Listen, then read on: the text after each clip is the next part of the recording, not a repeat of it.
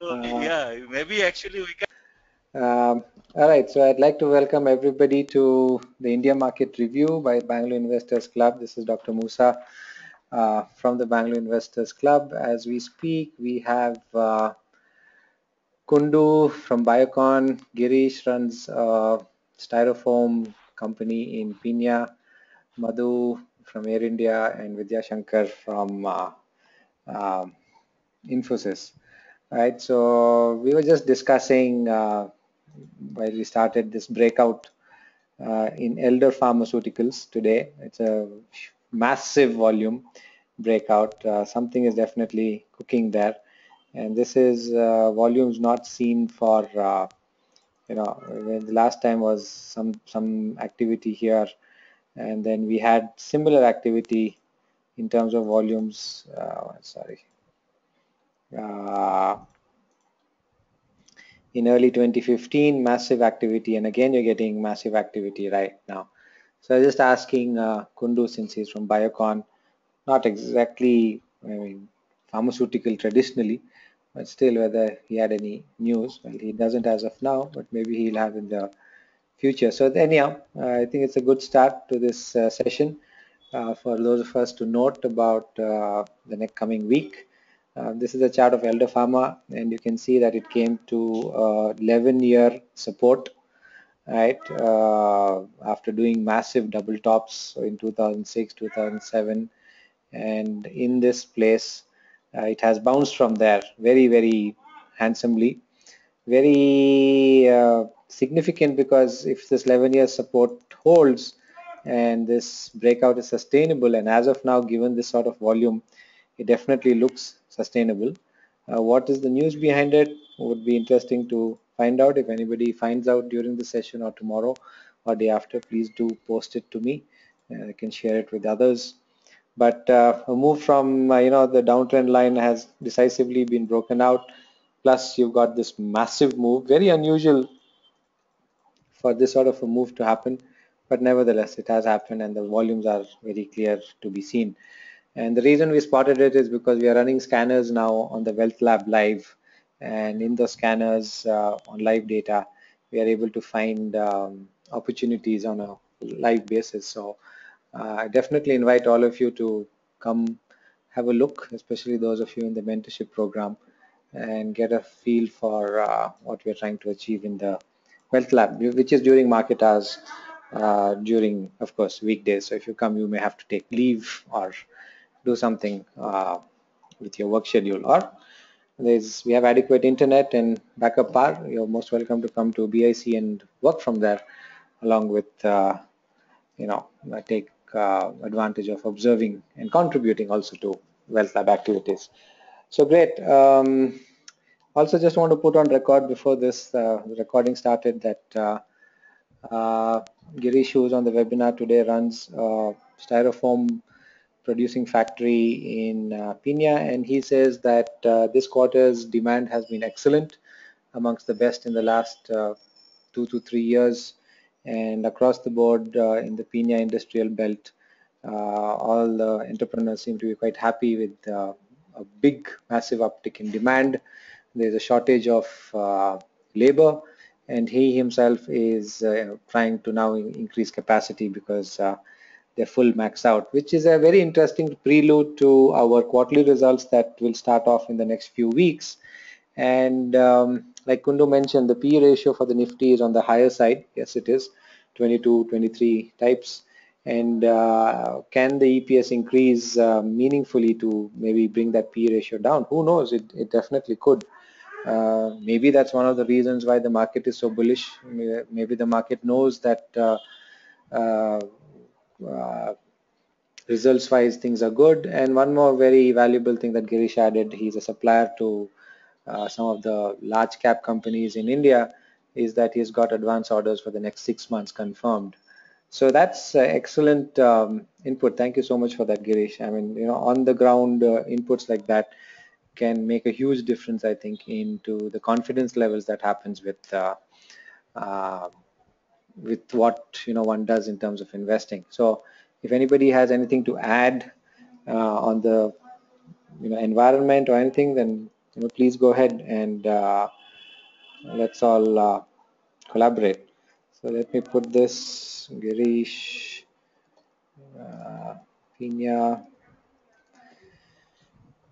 huge uptick in demand.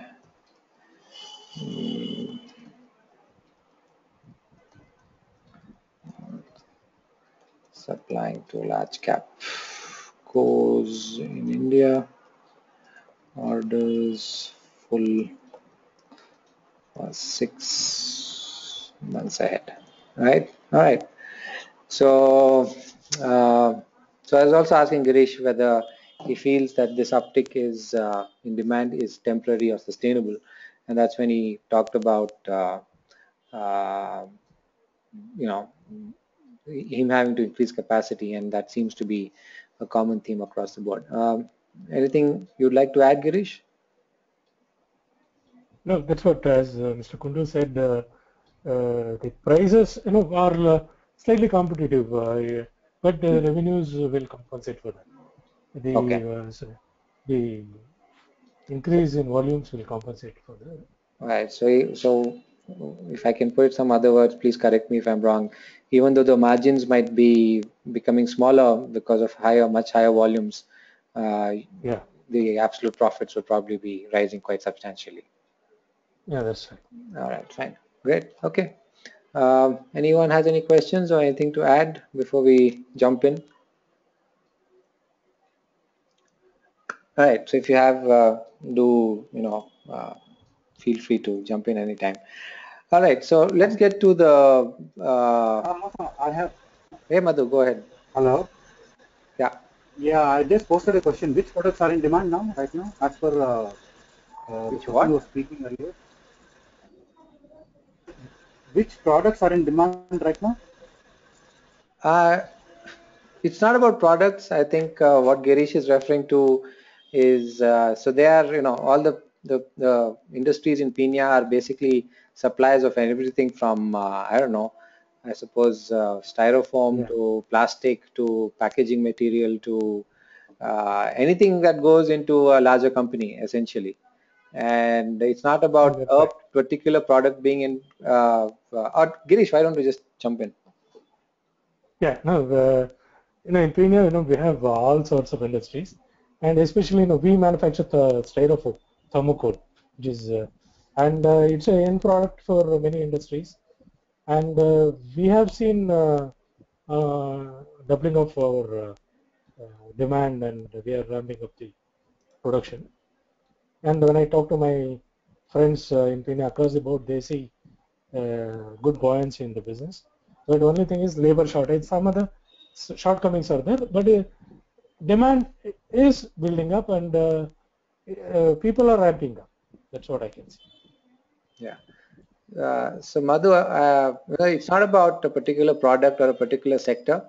I think the theme it seems to be is it's across the board that uh, things are looking very upbeat, which is good. I mean, if that's In happening across general, in general, yeah. If that's happening across the sectors, Okay. then excellent. Right, then maybe this up move in the market is quite sustainable, and we are going to see new life highs in the next few weeks or months. Right. Okay. Any other? Okay. So I'm just going to put everybody on mute just so that the recording is clearer to listen. But feel free to unmute yourself. You can do that if you have any questions or anything you want to jump in. Right. All right. So here goes. Okay. So the theme for today's session is about being prepared for the Greece outcome. As we all know, it's been a pretty roller coaster ride uh, on the markets.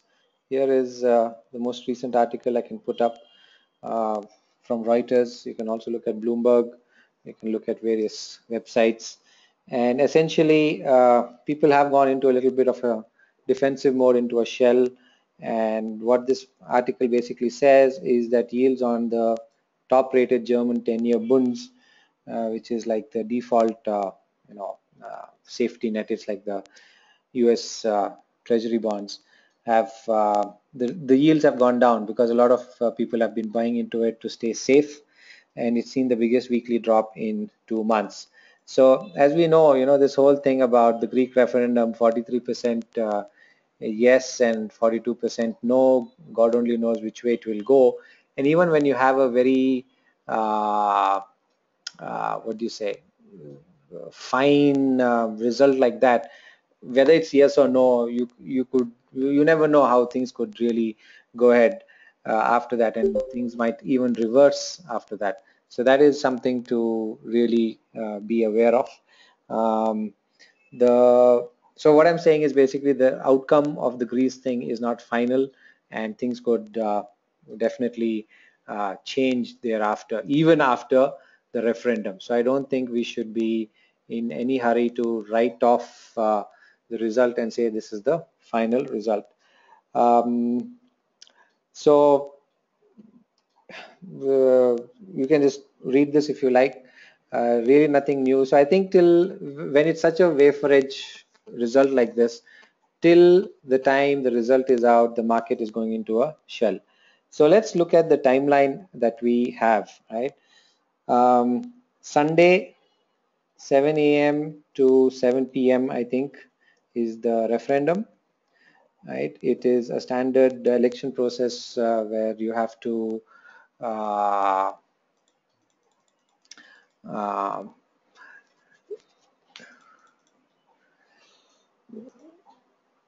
go put a ballot, and then the ballot is going to be physically counted. So the results will be on Monday, right, Greek time or Europe time.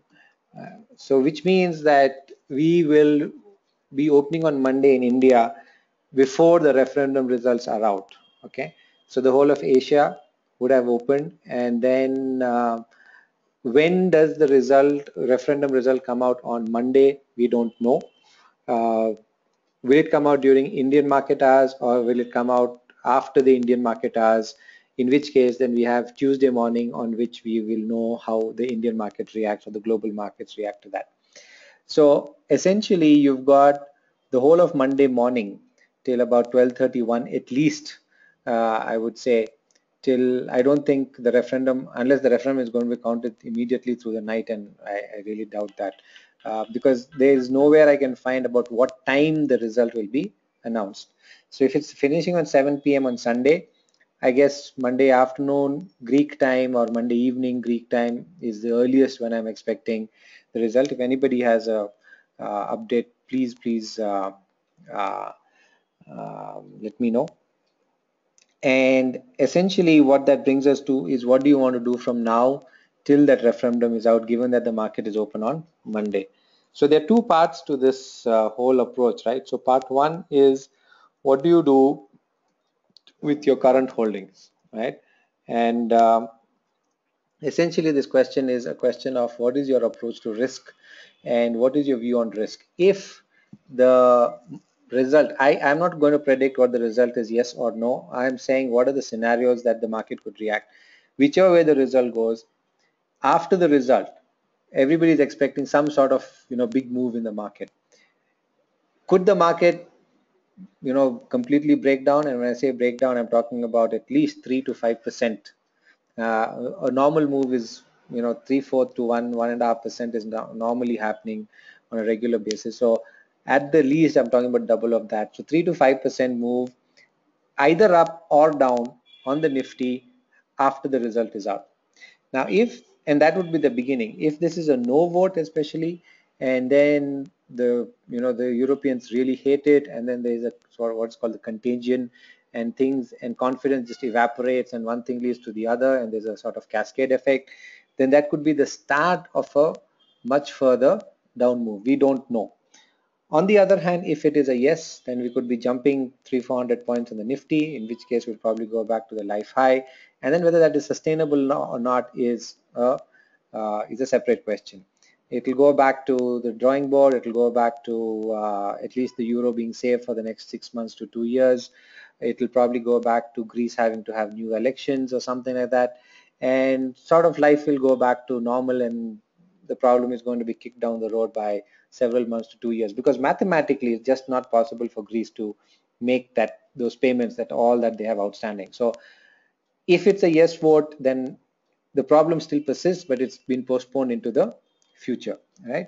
I would strongly recommend that you do some deep reading on some, very high quality websites on what's exactly happening. It's just money going round and round and round. It's really nothing that's what do you say, fundamentally, that is there's any help or change. Well, that's unfortunately not the case. Okay, so coming back to the question, what do you do with your current holdings? You've got to take a call on what's your risk appetite. See, if the market jumps up, whatever your current holdings are, mutual funds or stocks, you're going to be happy, right? Who isn't going to be happy? But if the market jumps down, then they're like, oh, maybe I should have gotten out. Why didn't I get out? So I think one of the things that, as let's say semi-professional and want to be professional investors, you've got to have a clear-cut philosophy on how you want to deal with risk. And what I'm saying is this: you either have to act by Monday morning, and what actions could you take?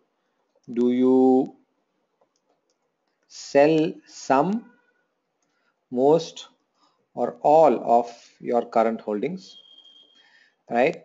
And basically you're saying, I don't want to take any risk on my portfolio. It doesn't matter if I lose opportunity cost, right? If the market jumps up, but I don't want to see maybe a 5%, maybe probably more cut on my portfolio because of this event. Do you do nothing, right? And then on this question, I have a very important point. Do you do nothing out of paralysis,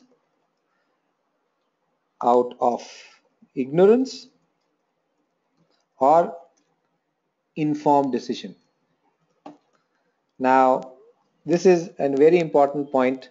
Out of ignorance is what most people will do. They just say, okay, I don't know what to do. Not even I don't know what to do. It's out of ignorance. They don't know that this is a big event, even though it's in the news, and they'll be blissfully unaware. And you can't do anything about such people, right? That's why they say ignorance is bliss. But if you do nothing out of paralysis, then that's definitely not a good place to be, right? Because you haven't made a decision about how you want to deal with your wealth creation. And I want to address something here. I'm not talking about Greece here. I'm talking about you. A lot of the focus in BIC is shifting as to how each one of us individually relates to this whole wealth creation process, and our individual process in dealing with that. And there is no right or wrong answer. It has to really be a function of your personality. It has to be a function of how you view risk, how you view returns, how you view risk reward. And most of us don't really give any serious or meaningful deep thought to this. So that's why I'm having this conversation, to hopefully encourage you to start thinking about it. And fortunately, we've got the whole weekend to make a decision on this, right? So what is your view? Do you do nothing out of paralysis, or do you do, or are you making an informed decision? In which case, and the market goes down, let's say 5-10% on Monday or Tuesday, don't crib, right? You took an informed decision, right? The other side of the informed decision is you're doing nothing and saying, I'll take my chances, and if, who knows, the decision is something that the market likes and the market jumps up, well, if I'm out of the market, that's my opportunity cost, and I don't want to take that opportunity cost, right? Each one of us has to decide about what you're doing with your current holding. So this is part one. Next is part two, right? And this is about fresh positions, right? What fresh positions do you take? And I think on this account, there is some interesting stuff that you can look at today. So the situation we have here is we do not know what the market will do, right? And the referendum itself is a 50-50. So the market could jump up or it could jump down. So you need a strategy that will make you money either way, right? And the only way is to do a simultaneous long short, right? And you can do this in various ways along with the spot and maybe even futures and all. But the low cost, low risk way of doing it will be via options, where you do a long, straddle, or strangle. So essentially, you would buy,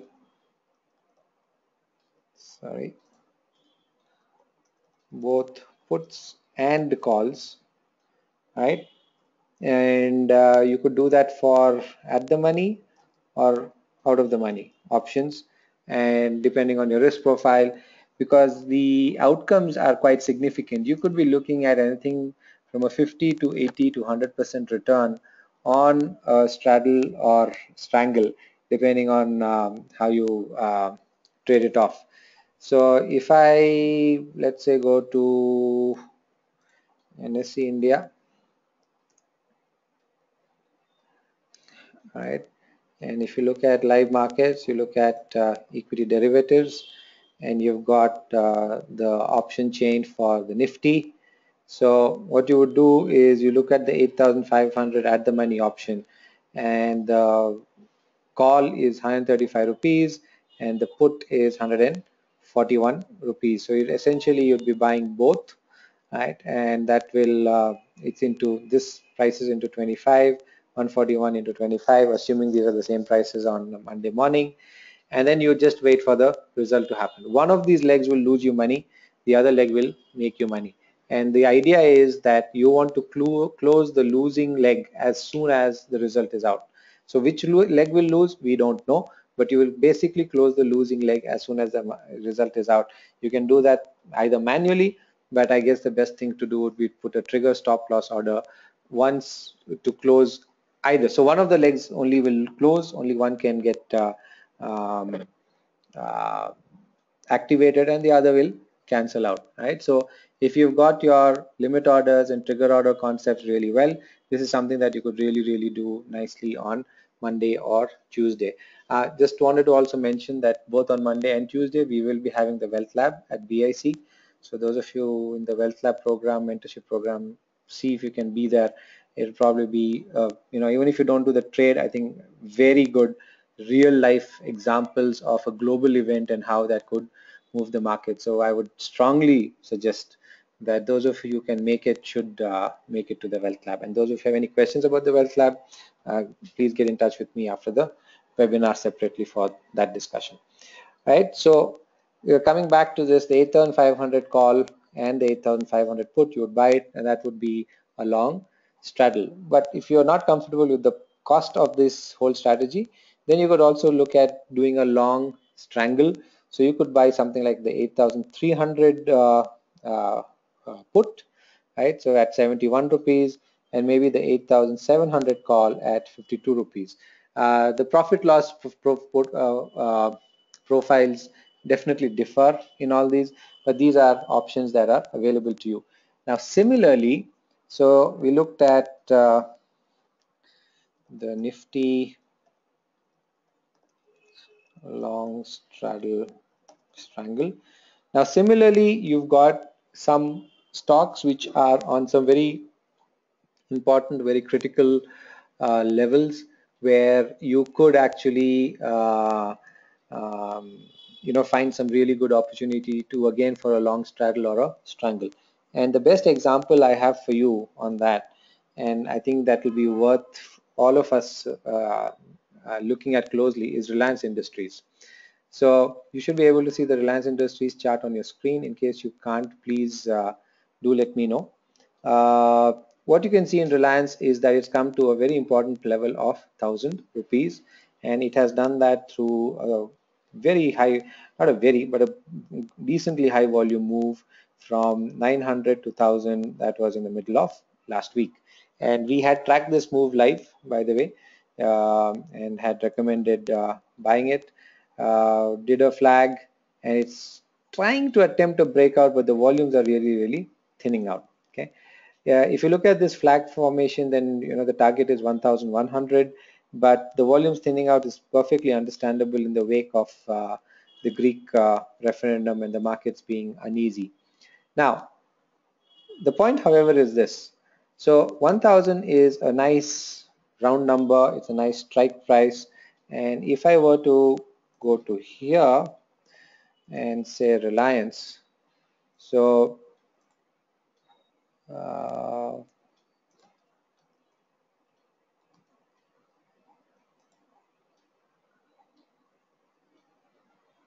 right, so you've got Reliance and you've got 1000 rupees, and you can do 250 is the lot size, so you could do the same thing with Reliance 1000 strike. You could buy the 32 1000 call at 3250, and you could also buy the 1000 put at 2140 and implement the same thing in the Reliance Industries was instead of the Nifty, right? So if you got the idea of what you're discussing, then this is what you could, one of the things that you could do on Monday morning. Please calculate the risk reward ratios, please calculate how much it absolutely costs and what are the profit, and how you'd actually implement and sequences out. And like I said, we will do this in detail and follow it up in the Wealth Lab on Monday morning. So straddles and strangles are probably the only way to go. The one way to reduce your cost is to write out of the money options, but the big risk with that is that you could actually lose money, or actually at least restrict your profits. So that's one thing to look at. You would also look at vertical spreads for the, if you have a directional view, you feel that the market is not going to um, uh, is going to move, but you don't like the cost, then you could, like, let's say, buy the 1000 call and put, but you could also sell, let's say, the it's not much, not even the 900, let's say the 960 uh, uh, put option at 8 rupees 65 paisa, and you would sell the 1060 call option at 10 rupees. So effectively you'd be bringing down your cost by about 17, 18 to 20 rupees. So that's one way, but you'll also limit your profits. Okay, so this is straddles, strangles to look at on Monday morning. There's enough time over the weekend to find many more examples of opportunities like this, and to make anything from a 20 to 50, maybe even 100% return once the news is out by, say, Tuesday or Wednesday, right? So that is something which is very, very possible. The other approach is so the okay okay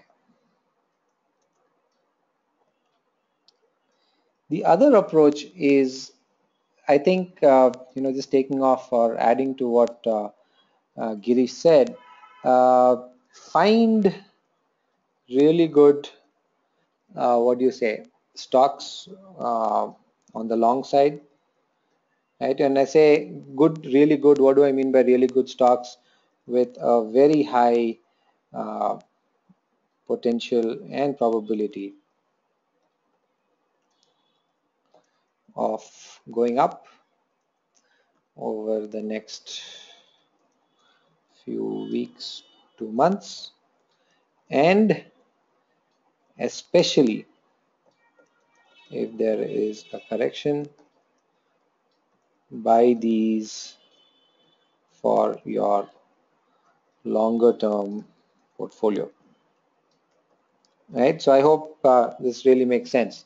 So basically you're looking at opportunities to buy on a dip, and if you found some really good opportunities and you might have felt that you missed them, and if there is a move in the market on the downside, however, 5%, 10%, whoever, we don't know, watch the market, have your favorite list put up on your watch list. This is something that one should do this weekend. Find those stocks which could really do well, and use the correction, if any, to get into those stocks from a longer term investment or even a trading perspective, right? Some of the stocks could just come down and bounce up very nicely. And towards that, let me uh, talk about a few stocks that you may want to look at and keep on your radar, on your chart list, on your watch list for the coming week. And so obviously this IMR is very different from the ones we have normally been doing. So let me just introduce you to a document and a sheet from which we're going to extract some potential candidates, and then we'll go and do our at least a sector review, and maybe we'll come back to this, right? So I hope you can all see this. Please let me know if you can't. Okay, too big, sorry. All right, that should be too big, too big. I need to make this. All right. So first of all, my very sincere and heartfelt thanks to Vidya Shankar, who is on this session, because he made this possible. This is a daily market report that we generate within BIC only for private circulation about potential stocks that could be looked upon for trading opportunities. And what you're seeing here are a full scan of stocks in the CNX 500 list. And I'm not going to go through this entire sheet. This entire sheet has been explained to all those in the Wealth Lab already on a separate webinar. But I'm going to use two parts of this sheet to look at a list of stocks. My apologies, you will not be getting this sheet, but you could note down these names if you like, right? So essentially what you have here is a list of stocks which have hit life highs, okay? And these are stocks which are at their life highs as we speak, okay? Or as I will show you in a little while, very close to their life highs, okay? And these are the stocks which have a tremendous amount of strength in the market right now, and you would want to keep them on your watch list. And some of these, as you can see, are index stocks, and some of them are also derivative stocks, FNO stocks. And you could invest into these on a correction, especially in the coming week. And I think there's a very high chance, 70–80% chance, that most of these will survive that down move very well, and at the appropriate support levels or wherever recovery happens, if you happen to be, let's say, looking at the markets live, you could get in and you would make, I think, a very healthy return in the next 1 week to 1 month, right? So you could look at this both from a trading perspective or a derivative perspective, sorry, a trading or an investment perspective. So you could look at it from a FNO point of view, or you could also look at it as collecting them in your, accumulating them in your demat account, right? So not in any particular preference or order, but you can see Bajaj Financial Services, BPCL, Aisha Motors, Imami Limited, Eros Media, Federal Bank, Glenmark, Hindustan Petro, India Bull Housing Finance. I'm not sure what JKIL is. Jubilant Food, Kitex, Motherson Sumi, Rajesh Export, and etc. No point reading it. I would like to do a few select stocks from this, simply because I want to give you a sense of what you might want to look for in the charts. So I'm going to take this off to my other screen, and I'm going to bring up the uh, charts, right? So just going in the not all right, let's just go in the order it was that you saw. It makes life easier. But before we do that, so let's do a quick market review, right? So here's the Nifty, and this is the weekly chart of the Nifty. And what is very interesting on the Nifty is that I think I'll become a little cleaner this way. Is that you have a head and shoulder pattern on the Nifty, and those of you who've been regular on the IMR would have recognized this um, um, as soon as the screen came up. Left shoulder, head, right shoulder, breakdown happened, a test of the neckline, went down to 8,000, again has come back. And what is very, very interesting today is that, as you can see, it's come back to that very neckline as we speak, right? So it's come back to this neckline. I'm not changing it in terms of its levels. I'm just extending it. And also it's come to this 8,500 psychological mark, a resistance support level. So it is in a sense at a double resistance. let me move to the indicators, and what you can see on the indicators side is that at least this week has not been of tremendous volume. The previous week was. The fall in April, May, relatively speaking, was on lower volumes, and the rise, well, definitely has happened on slightly higher volumes. What's also very interesting is a possible MACD crossover that could happen in the coming week, and if that happens, and if the 8,500 level breaks on the Nifty, which is very crucial, then I think higher levels are definitely possible. In this, let's go to our daily chart,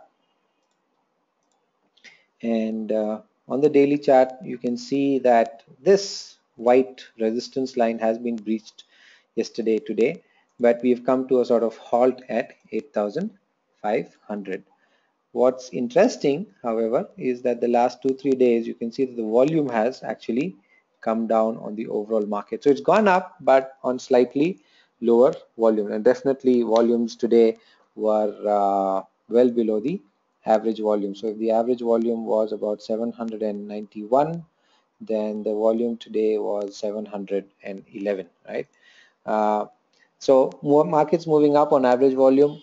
Wouldn't read too much into it right now. I think it will just be a question of being tentative, and a tentative uh, uh, thing till the Greek results are out, right? If it is able to jump over 8,500, 8,550, then I think the sentiment boost in the market is very likely to take this market to at least 8,800, 8,850, probably even to 9,000. And then later on kicking in, if just taking on what the excellent input by Girish of industrial revival on the ground. Even the small scale industries are feeling the strength of it, which is excellent. That means it's trickled down all the way right to the bottom. In which case, then uh, 9,000 is easily achievable, and then who knows, we could be looking at much higher levels from 9,000 in the weeks ahead, right? So this is something to keep in mind. On the other hand, if let us say the market were to come down, then I think a critical level is around 8,300. I'm going to put that level here. Okay, around 8,300, you've got a whole host of supports which are there, and whether it will break that or not, only time will tell. You've got the 200-day moving average at 8,204, exponential moving average, and if that breaks down, then 8,000 is definitely possible. So these are the levels to, I think, essentially watch out for. On the upside, a breakout about 8,550, 8,600, and on the downside, close below 8,200, then I think 8,000 becomes very possible. Which way? Well, let's wait for Monday. And by the way, you can do a lot of these studies, but when you know there's a major event like that, then none of these studies actually have too much of a validity, right? So these are the levels to watch out for.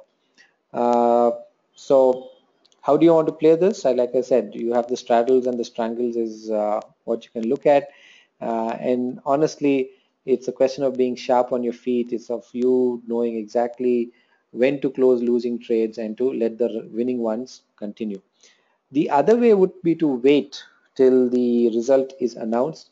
The problem with that is that the market activity could be so high and so excitable that you could be looking at individual stocks 10, 15, 20% higher or lower, and then you're wondering, Chad, did I miss the bus? Did I miss the boat? What should I do now? And then you get caught in that psychological trap, right?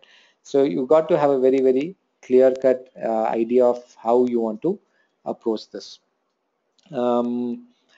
So before we get to our list, I'd like to also look at the sectors. So let's look at Bank Nifty, right?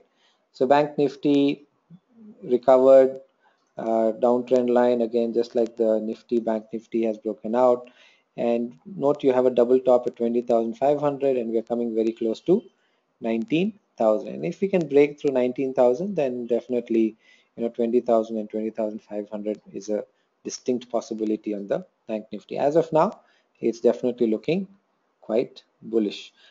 You must have also seen the news, I think, in today's newspaper about Raghuram Rajan saying that India is hardly exposed to the Greek issue, and if there's anything, it will be only through any foreign exchange fluctuations indirectly that we might get affected by. But otherwise, in terms of anything, in terms of trade, in terms of remittances, in terms of political or any Indian people there or anything, it's really a non-issue for India, right? So this is something to keep in mind, that the banking system, at least in India, is really, it doesn't really matter what happens to Greece. The problem is if something happens and then something happens to Europe and Euro. By the way, in the Bloomberg article I put up earlier, if you read it carefully and fully, it did say that the financial system in Europe, not in Greece, in Europe, had sort of come to a standstill till such time that this uncertainty was out of the way. Okay. All right. So we now look at the individual sectors, and let's start with BSE Auto.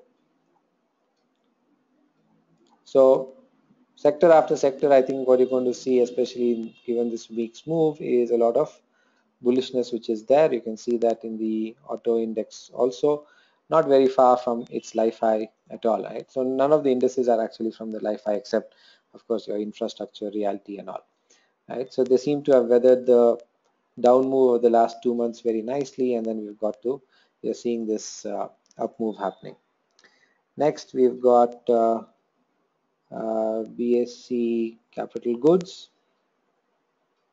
and that's done really well.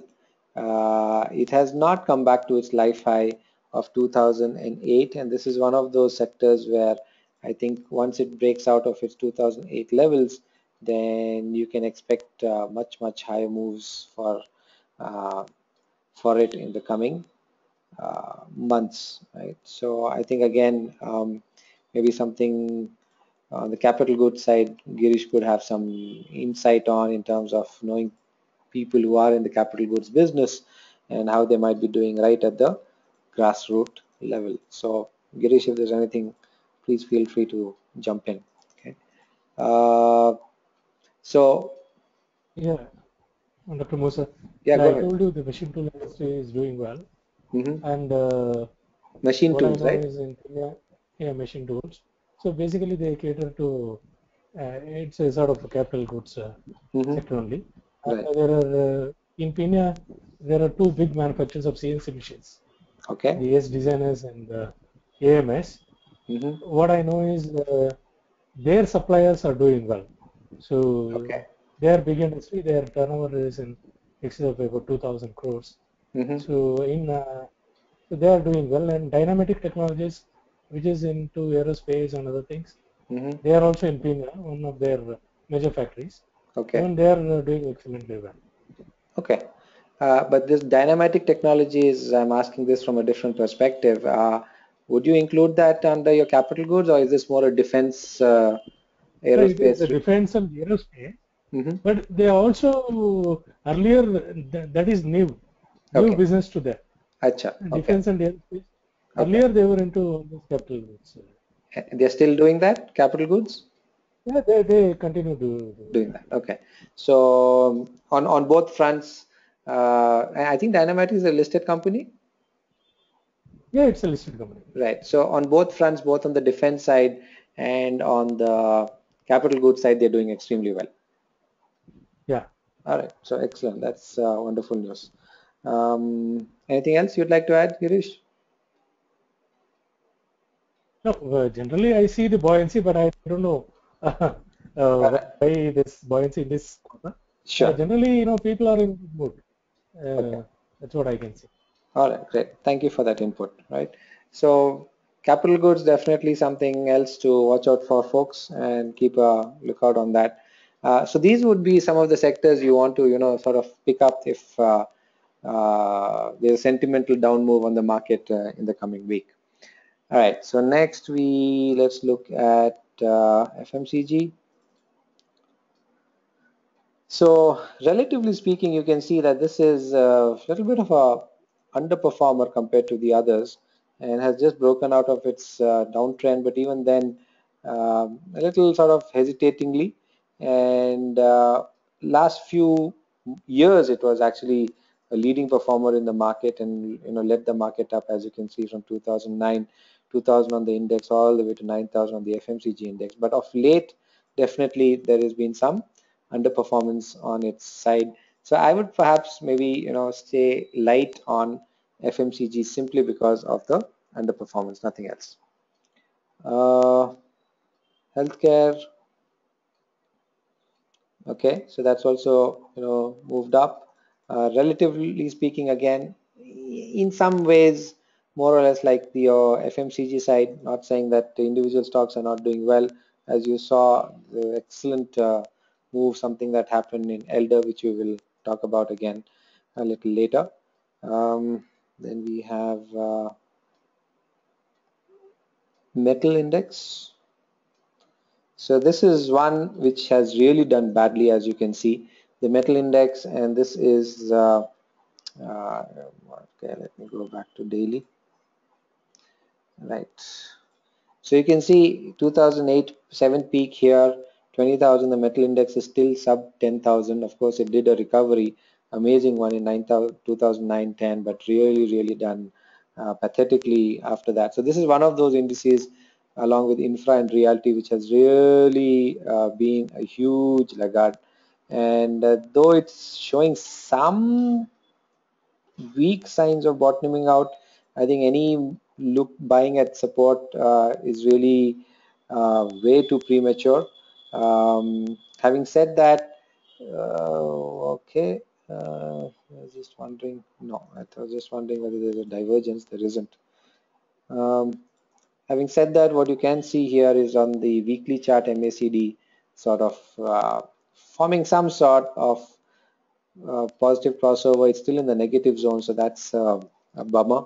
But well, that's how the beginning of any bottom is, and may not fall much. As you can see on the weekly chart, a lot of shadows both on the upside, on the downside.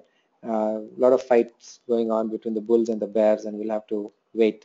But it depends. If you like underdogs and you want to look at maybe cheap undervalued stuff, we don't have FA data for today, but if we had, then you'd notice that metals is one of the cheaper indices, fundamentally speaking.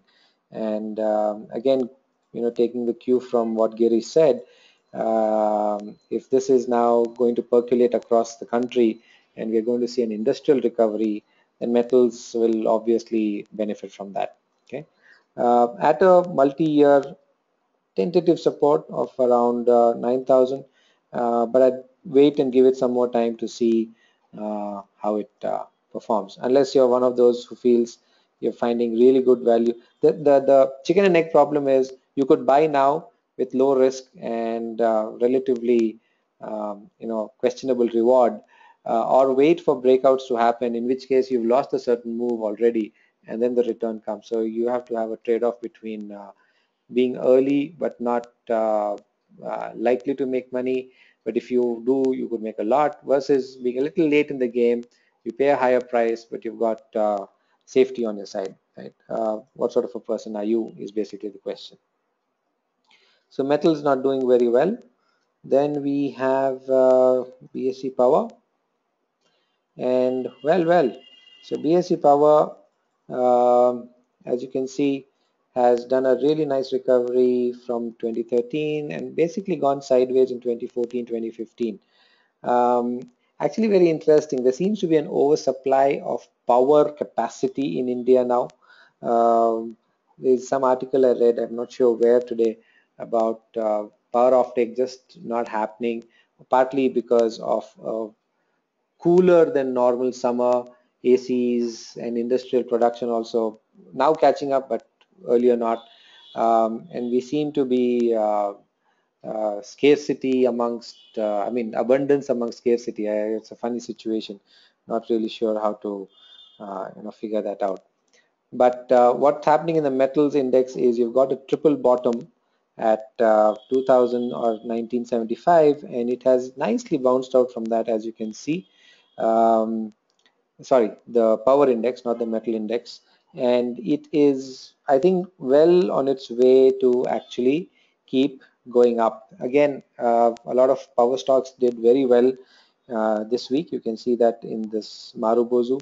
The resistances here have why are the reason why they have been pushed down a bit. But once these break, then you can expect much higher values in the months ahead.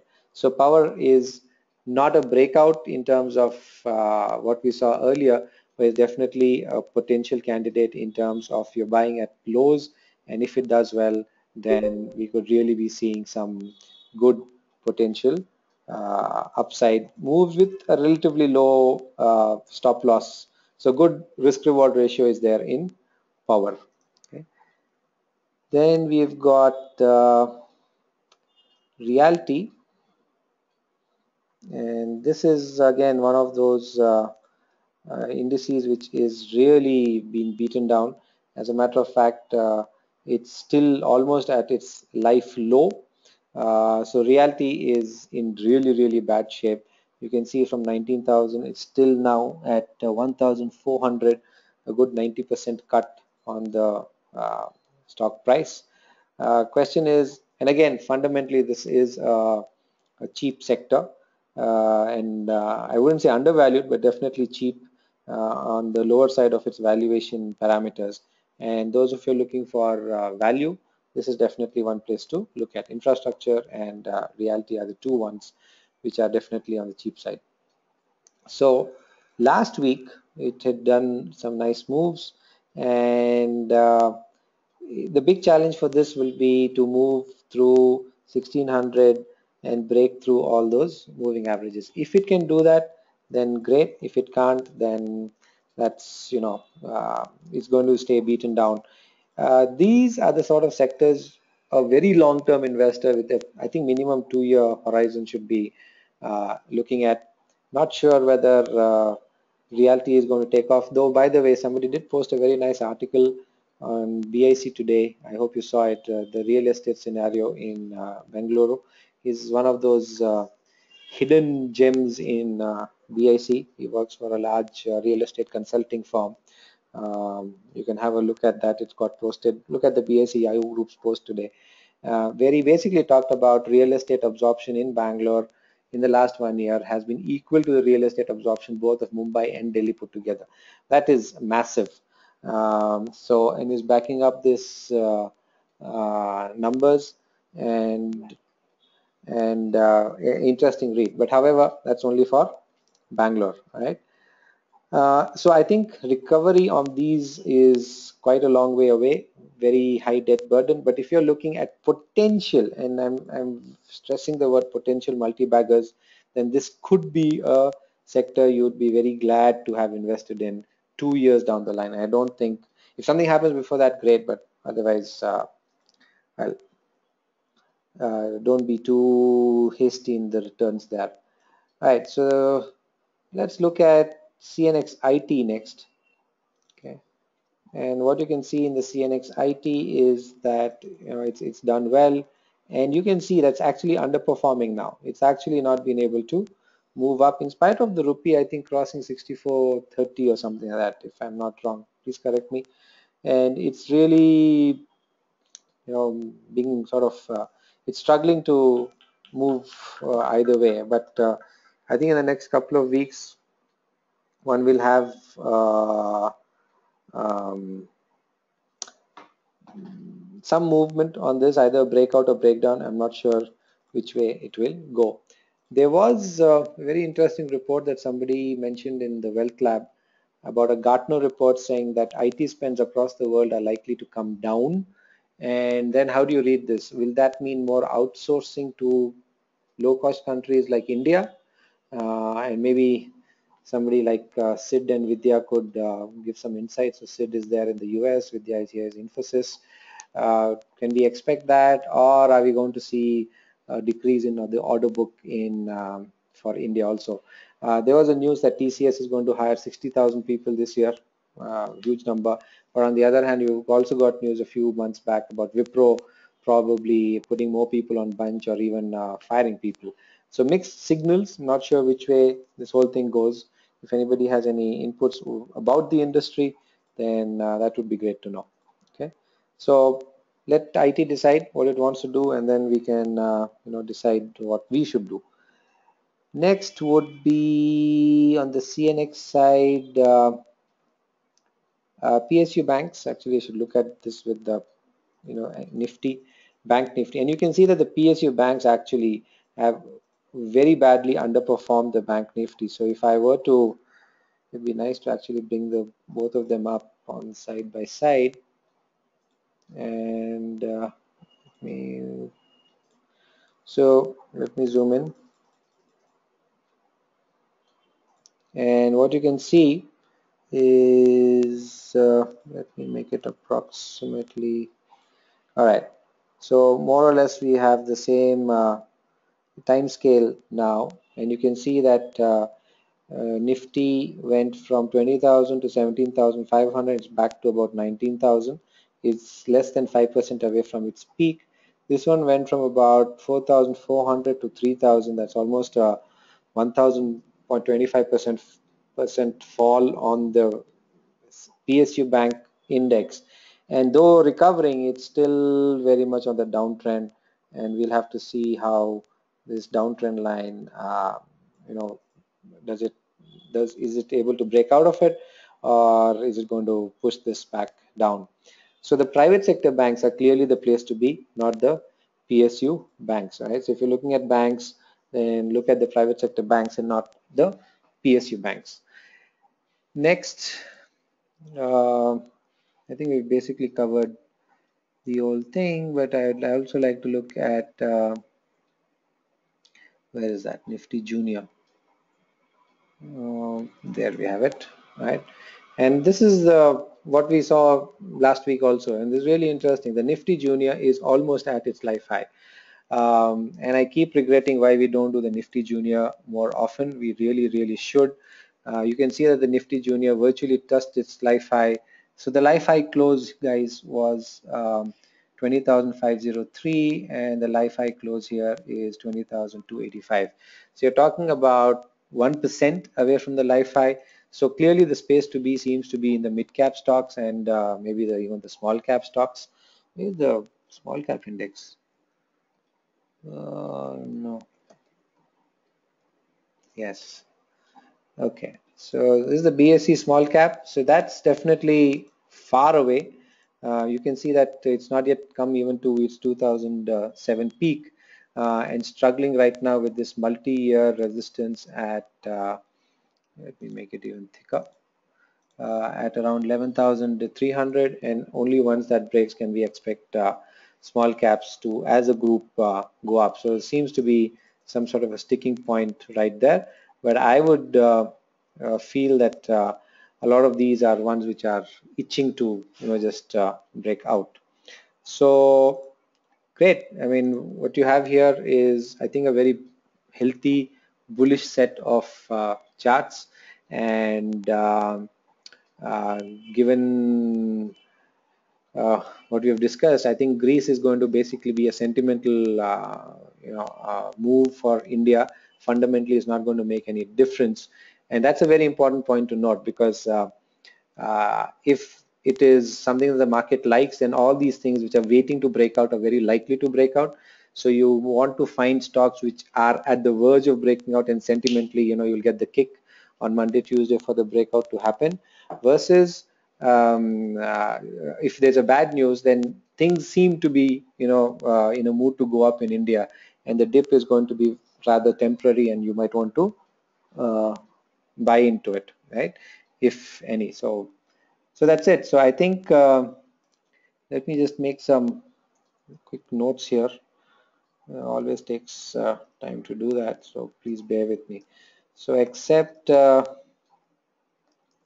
CNX, all right, reality, infra, and metals, right? All other indices are quite bullish. FMCG and healthcare underperforming. a bit, and the one which is like really doing well is the Nifty Junior, right? So I think that's where the action is. Even the small cap probably has a whole host of stocks waiting um,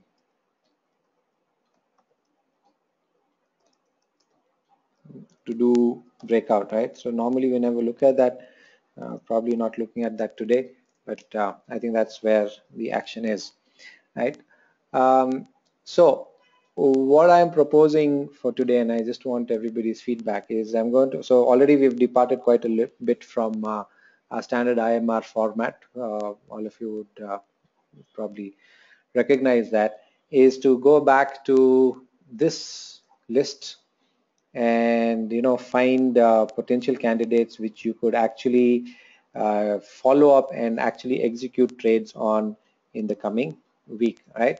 Are there any comments or anything before we jump into this list, or is there anything you'd like to be covered? Maybe we do the Nifty Junior stocks and we don't do this. Let me know what you think, and let me get the feedback. Just put it in the chat box and I'll just get a cup of water till then, right? So how would you like to proceed? All right, so what we have in this Excel sheet is just so that you know, is like, for example, Bajaj Financial Services, which is a spot stock, not in the FNO. This needs to sometimes get updated. This is not for today, this is actually yesterday's sheet, so this is off by 1 day. The LTP was 1600 something plus minus, and the all-time high close 1602.3 plus minus, and it's all days from all-time close is 0. That means it made an all-time high as of today, or actually yesterday. So I didn't have time to run this today evening, so this is actually yesterday, and nothing much has changed, believe me. So this is as good as today. And just to be clear, so if I come to, let's say, I'll come way down a bit, and let's say you try and find something. All right, so let's look at LIC Housing Finance, and also perhaps also look at Ultratech Cement. So what you'll see is that both of these are FNO stocks, and they are 10% to all-time high. Okay, they're 10%. So if they rise by 10% from here, they will go back to their all-time high. And from all-time high, if so, basically we've just switched references. From the current price to go to the all-time high, they'll need to rise by 10%. Alternatively, from all-time high to the LTP right now is 9% below the all-time high. Then you've got another very useful thing here, which is how many days have lapsed from the previous all-time high. And if you look at LIC Housing Finance, the previous all-time high was on 27th Jan 2015, and the all-time high close was 497, and there have been 156 days that have lapsed, including weekends, from that place, right? So there was a close. Obviously, there was an all-time high on 27 Jan 2015. The stock has retreated from that, and wherever it is right now, it is 10% away from that all-time high.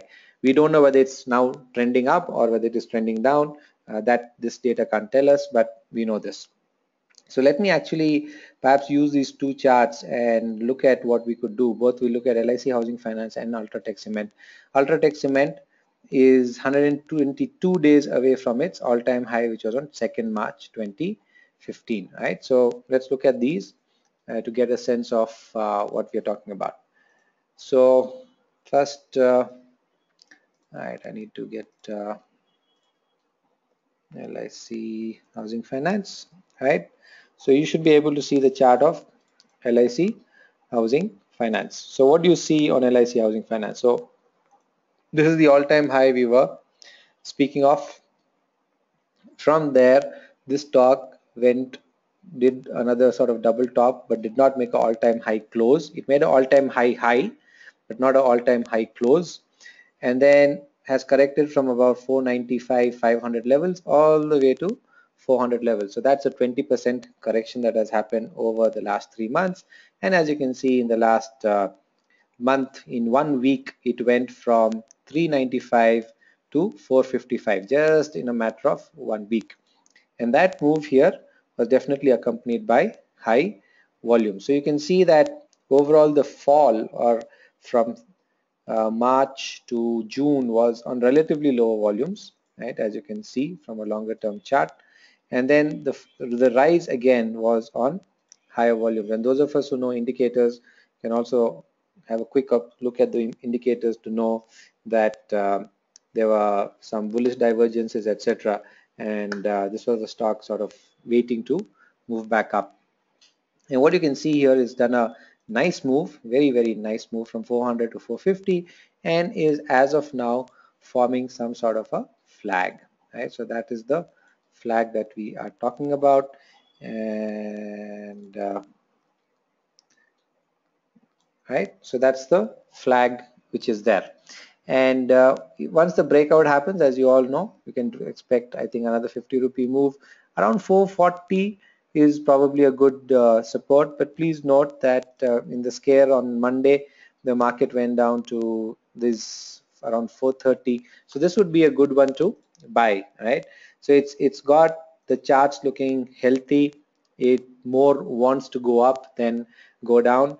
And either you're looking at buying this, let's say on Monday at for around 440, or I would say, no matter what the Greek opinion is, especially if the Greek opinion is negative and this was suddenly to fall, then it say goes to 430, 420, 410, who knows, as a very, and I would think that if a fall like that happened, it would be a very temporary one, and if you didn't catch it quickly, then you missed your opportunity. So you've got this, let's say 430, 440, and from there another 50 rupee move, or actually from 460, I would say, the breakout. You're talking about 500, 510 as the target. Of course, 500 will be the first resistance, 495, 500 lifetime high, and then 510. And if 510 goes, then you're making a lot of money. Who knows where it goes after that.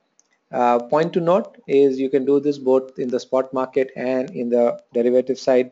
So you could just buy this in the spot market on Monday morning or whenever, or you could also do it through futures, or you could do it through options. You could do it whichever way you like, depending on your own personal risk profile and risk appetite.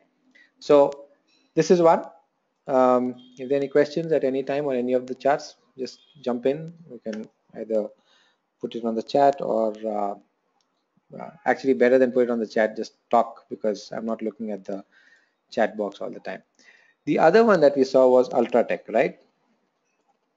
So if you look at Ultratech, again 3,400 lifetime high, went down to 2,500, attempting a recovery. And let's look at the volumes. What you can see very clearly on the volumes is, and by the way, Ultratech is a nifty stock, and LIC Housing Finance is a nifty junior stock, right? So you can see here, this part low volumes, this part actually I would say higher volumes. What's nice is this part where this stock went up on three white soldiers, Marubozu almost, on very good volumes, then the move down on low volumes, and then again the move up on higher volumes. But of the last few days, last 3 days, there has definitely been much lower volume that is happening. And again, I would attribute this whole thing to um, wait and watch, mood by the market. Another stock which should not be shorted, should be, every opportunity on the downside should be used to buy it. Do you want to buy the 3,100 call, or even the 3,000 call, or do you want to do this in futures or spot? That's really up to you. Keep note of one thing, that as far as your housing finance companies are concerned, with mm, let's just take a view that the Greek vote is something the market doesn't like. Then there'll be the worry of contagion. There'll be the worry of European economic growth. There will be the issue of you know low interest rates for perhaps longer period of time for Europe, uh, and this is very difficult to really figure out. That might have a moderating effect on commodity prices, etc. I'm just extending the logic, and things could get cheaper for India, and that could be positive for Indian inflation. And then the RBI might actually want to reduce our interest rates, and that would be good for LIC housing finance, right? So interest becomes cheaper, housing loans become cheaper, and that's a positive thing. And of course, if it's a positive vote, then I think 3,100 is just going to get broken out, and then you're looking at 3,350. So in my view, either which way, I think Ultratech is something that is set to go up. Having said that, just want to point out that sometime last week, uh, when I checked, cement companies are definitely on the expensive side fundamentally. Okay, all right. So that was two stocks. Let's go back to this sheet, and I'm going right to the top to see the sort of the best. And if there are any that you like in this list, then please put it up and let's look at that. So let me look at BPCL, right? And BPCL, and we look at anything associated with BPCL. So BPCL, it's been a very strong view. Again, those of you who have been on the IMR will know that for months we've been recommending buying these stocks because of the fundamental restructuring that has happened. So of late in this year itself, the stock has gone from 650 to 950. I'm of a firm belief that this is just a matter of time that this stock goes to 1,000 bucks, right? It's just waiting to do that, sort of itching to do that. And so it's made a new life high, consistently going up over the last 2 weeks, not a single red candle, as you can see. Volumes also increasing. And by the way, very interesting article on Reuters today that Saudi Arabia is no longer India's largest crude oil supplier. Africa has become, in Africa, Nigeria, and this is the first time in I think 4 years or something. And the reason they're doing that is because the Indian refineries are finding that it's cheaper to buy crude oil on the spot market in from Africa rather than pay a premium for some Middle East oil and things like that. So Saudi Arabia, and by the way, that's not only the case for India. Saudi Arabia is no longer the primary oil supplier to China also. Not sure what that means. Does that mean that crude oil prices come down, Saudis, offer a better price, or what? I don't know. Anyhow, so this is another stock which is set up very, very nicely, very, very healthy. And you look at it from any parameter, trend lines, volumes is a bit of a concern. The volumes are definitely dipping, right? Would have loved to see higher volumes, but then, just stay with the trend. The trend is your friend, as they keep saying. And really no reason to believe that this is going to peter out at this point. And one more very good stock which should be bought on any dip which is there. Please note that it is actually at the resistance line of that channel right now, so not a very good price to buy from technical perspective. You may want to wait for a correction, and if the Greek vote is negative for the market, then this would correct and just buy this. With this, I think we should also look at Hind Petro. Okay, and you can see that that has done fantastically well yesterday. Again, something we saw in the Wealth Lab live, again on volumes. So between the two, looks like this is a healthier uh, chart, right? And has broken out. So I would say I would prefer to go with Hind Petro rather than BPCL at this point, technically speaking, right? I think also BPCL being at closer to that 1,000 rupee mark, they might face resistance on a short way up, but Hind Petro might not. However, this is a clear multi-bagger in the index, right? 200 rupee stock has become an 800 rupee stock. I mean, do you say? And well, anyhow, we are hoping in the Wealth Lab to find opportunities like this from top down. well, let's cross our fingers, and if we find something, we'll share some of them with you, right? So this is also a good buy. Uh, in relation to this, I think we should look at Indian Oil Corporation. And what is strange about Indian Oil is, oh, sorry, um, that was another stock, right? So we normally don't look at this. This has not made a new life high, right? And it'll be interesting to see exactly what happens, because this is clearly a laggard in the uh, in the sector. It has now, as you can see, broken out of a sort of multi-year resistance, and today was the not today this week, I think today also. Let me go to daily. Yep, you can see how it's done extremely well, 385 to 420 in just last 3 days, and on very healthy volumes. So we started with finding a stock on our scanner. We looked at the sector, and then we're finding more stocks in that sector which are doing really well. And this one is really waiting to actually break out of this 2010 high. And from a price perspective, it's half of BPCL from a price perspective, not saying from a valuation perspective. And the volumes are good. So from a technical perspective, this is probably the healthiest stock which is there. One thing I want to bring to everybody's attention is Oil India, which is very strange, because look at this. From the time of listing, it is still, it's traded between 430 and 660, and this is just going bad to worse. Symmetrical triangle breakdown. We put the symmetrical triangle a week back, and a breakdown happened, but again the volumes are so it might come back up. Really tough to know what to do with stocks like this. Do you buy them, and are they really waiting to move back up, or is there something fundamentally wrong with this and we are not aware about it, because unfortunately we don't have access to much fundamental data with us right now. I'd just like to look at ONGC, and you can see that basically that's also doing quite pathetically in the last this whole year. As a matter of fact, it's gone from 460 to 300, and still no sign of recovery. Fundamentally, you must get that IOC, BPCL, HPCL on one side, refining and retailing companies.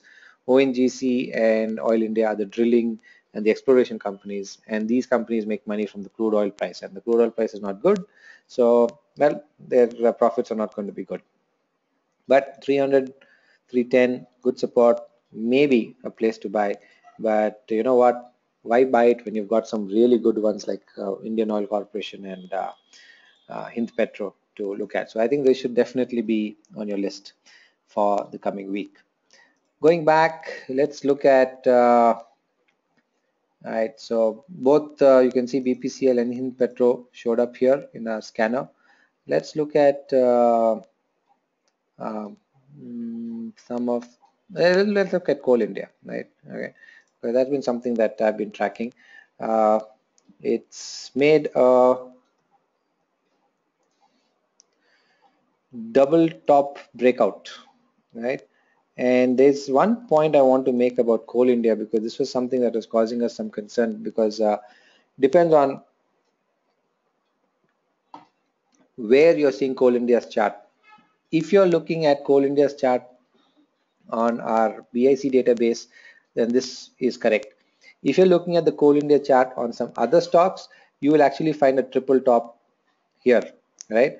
This part here will actually be a triple top, and we just got this clarified.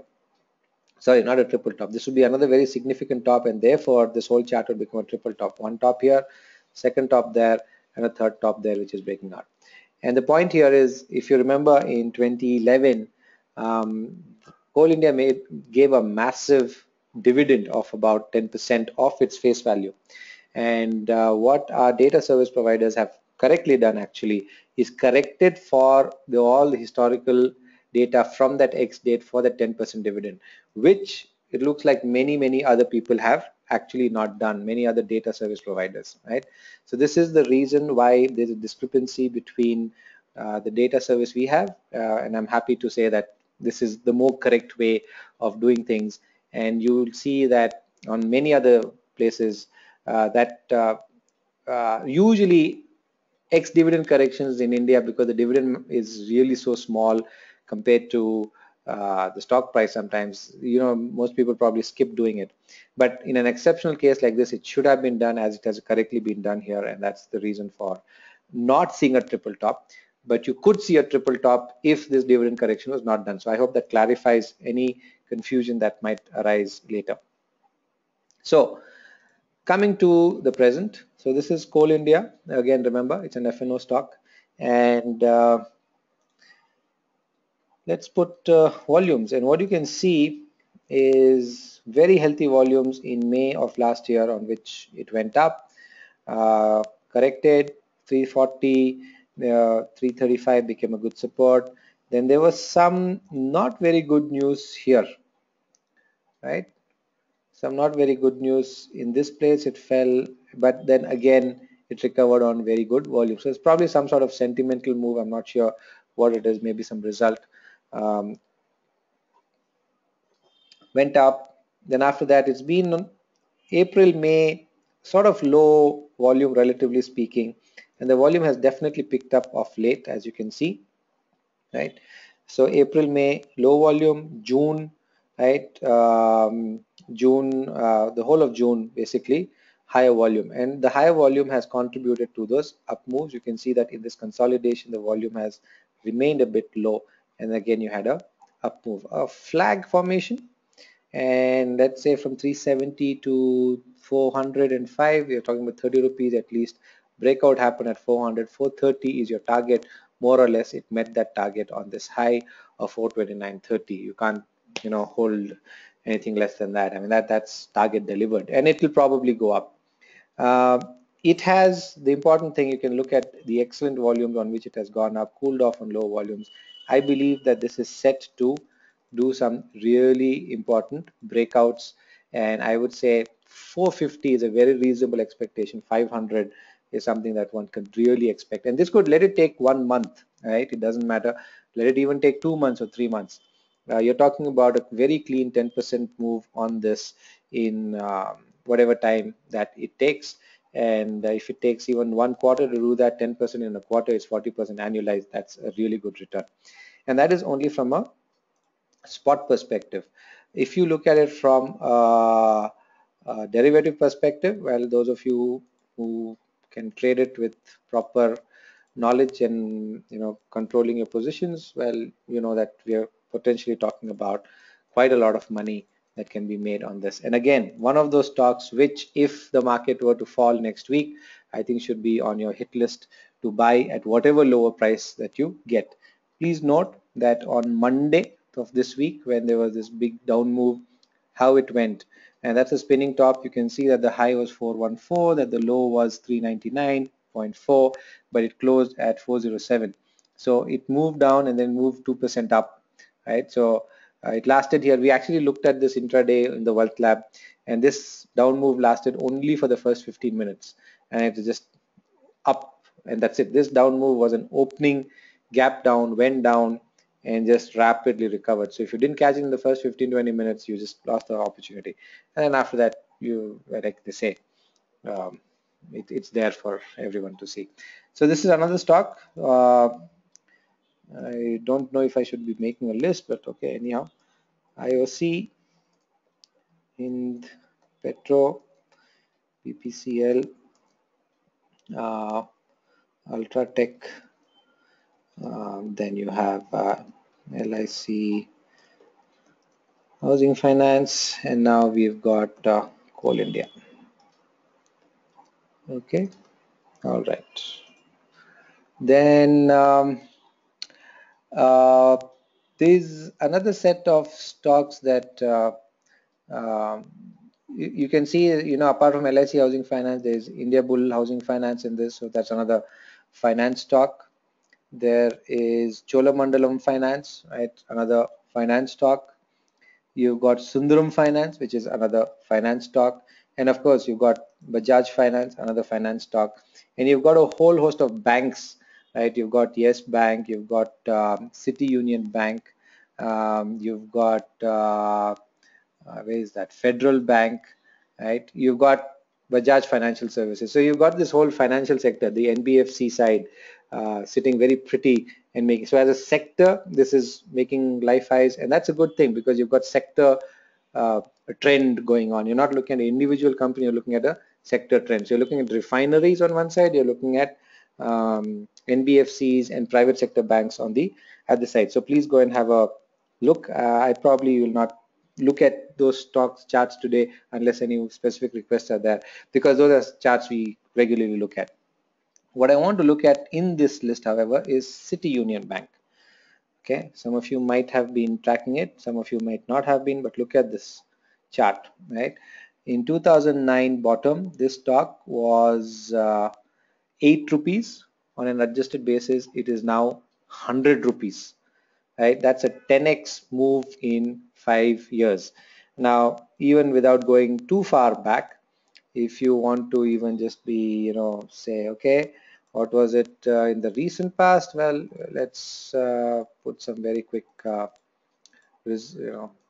lines here for a reference. So you can see that a breakout happened at 80, 85, and this move up, you can see, was on extremely good volumes, April, May of 2014. At that time, this stock was just 50, 60 bucks, and that has become a 100 rupee stock right now. At this point, this stock is getting used to becoming a 3-digit stock. It has always been less than a 100 rupee stock, and now it basically has to get used to becoming a 100 rupee stock, right? So 3 digits, the market always takes time to digest this, and once this move is complete, then you're going to probably see much higher levels on this price. I really wish we had fundamental data to add a lot more conviction. Maybe some of you can look at data on money control or any other sites where we might be able to get some fundamental data and take a view on how it is fundamental. And if you do, like I said, please share that. One of the things about small banks like this, some of us might have not even heard about it, is the tremendous capacity to grow. If you're already a large base, your growth is limited. But if you are a small base and I haven't seen a single City Union Bank branch anywhere. And if they start opening branches and becoming aggressive, then who knows? I think there's one Ratnakar Bank Limited IPO which has been filed the last week. I'm not sure where that listing is. What I would strongly suggest all of you is go and read the draft red herring prospectus of Ratnakar Bank. All right, you'll find it on the NSE India site. Okay, please read the bank limited DRHP. Okay, not D red herring prospectus. Right, it'll at least the sector side of it, the first maybe 50-100 pages, you're going to get tremendous insight into the banking situation in India. And since it's the new IPO, it'll be data which is current and relevant to us as we speak, right? So please go download it and read it, right? And then maybe you'll find some mention of CUB there, and in terms of similar other companies which are small banks, and well, you easiest place to get really good quality free information, high quality stuff. Okay, so this is City Union Bank. Again, if it comes down, then just pick it up and stuff it in your demat account. Let's get back to our list and let's look at some of the stocks which we normally don't look at. And one of those that I want to look at is Motherson Sumi, right? So something that we were tracking in the mentorship program last year, and it has done extremely well for some folks in the mentorship. They've made a handsome profit on it. So sometime in the middle of last year, it was, I'm not sure what time, yeah, I think around this time, around 350, 400, and the stock is now at 520. So you've made a 20-25% return, and it is a FNO stock. It is been going sideways for the last since April, May, corrected in June. Let me get weekly to make it a little perhaps clearer. Okay, not sure that's clearer or not. All right, so you can see that January, February, March, April, it went up on low volumes, and then there was a correction that happened on slightly higher volumes, and then now seems to have stabilized. The weekly MACD is in a very healthy positive zone and could do a positive crossover. For those of us who are positional traders, that would be an important insight. But on the daily side, we already did a nice move on volumes second week of June. Then we had very tepid moves up, and this is sometimes what can cause concern. Spinning tops, doji types, hesitating moves, and then it just breaks out of and makes a new life high. Tough to make a call, but the point here is that is definitely showing strength. I think, if I'm not wrong, it had also gotten a massive order sometime, I think last week, some thousand plus crore order from Daimler Benz, if I'm not wrong. So for actually whole assemblies, and that's getting into the big league, which is very positive, right? All right. Then let me look at Kitex. And the reason I'm looking at Kitex is uh, it's there's another scanner we run on this sheet that we have to look for potential flags, right? And this Kitex has those who've been receiving, and not only just receiving, if you got it, then you have to go through it, of course. If you're just receiving and not going through it, then obviously you didn't benefit. Kitex was showing up as a potential flag for the last 2 weeks on this sheet, and not sure whether it is there anymore. Let me see where we have flags. Yeah. So this is our flag sheet, right? So you can see that on 30th June it was still showing a flag. This is all tentative. It's not very accurate. And by the way, the current flags are this entire list here. If anybody wants to make a note, you could do that or watch it in the recording. Um, you could look at all these as potential flag. But Kitex was there for some time, and what you can see is this is the sort of move you're talking about. You had this move. Wait, that's why I said it's not very accurate. It's not really a typical flag, but from here to here, then there's a flag, and then again the breakout has happened. And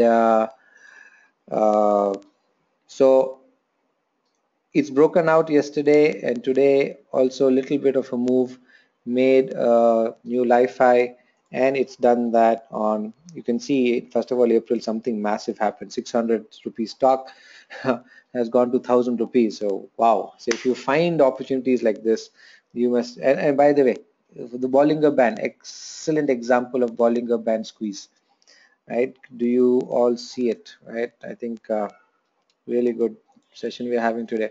You can see big Bollinger Band bulges, and then, okay, let me make it clearer. That is your Bollinger Band.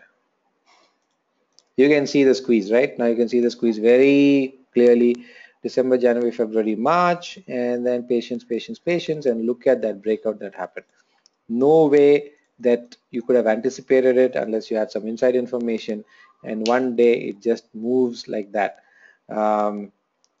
Really, you've got to either be a very sharp trader watching things live, or I don't know, have third insight, third eye sort of thing, or you just have bought this and waited. Alternatively, you put your trigger orders to buy this whenever it happened in bingo. 600 bucks in 2 days, this daily chart, mind you, in 1 week went to 750, 20% return, and still going strong. It definitely caught the attention of the market with this move. Small correction. This was another flag, by the way. So 600 to 750, almost, sorry, 600 to 800, 200 rupees. Move out here from 800 to 1000 took a lot more time, and typically not the way a flag would normally go up, but nevertheless, that's what it did, right? So good example of Bollinger Bands. Let me just get this back to my original color preference. All right, so Kitex is into garments, I think. I'm not sure, but have a look at it. Let's come back to our all-time high close, and well, let's look at Aisha Motors. So